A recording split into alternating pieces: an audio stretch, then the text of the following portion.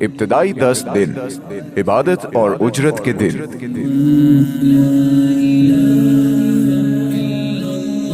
یہ اللہ کی اپنے بندوں پر رحمت ہے کہ اس نے ان کو ان کے اعمال اور اجرت میں کئی گنا اضافہ کرنے کے مواقع فراہم کیے ہیں۔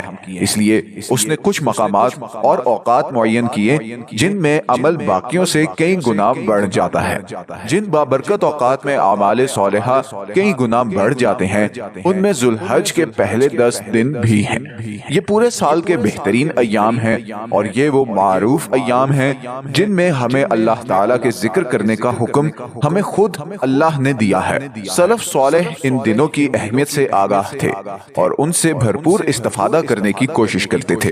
وہ ان میں اپنے آپ کو عبادت کے لیے وقف کر دیتے۔ بس کامیاب تو وہ ہے جسے اللہ نے ان دنوں سے فائدہ اٹھانے کی توفیق عطا کر دی تاکہ اس کے اعمال صالحہ کے پلڑے میں اضافہ ہو اس دن کے لیے جب نہ پیسے کام آئیں گے اور نہ ہی اولاد فائدہ دے گی، سوائے اس کے جو اللہ کے پاس صحت مند دل کے ساتھ آئے۔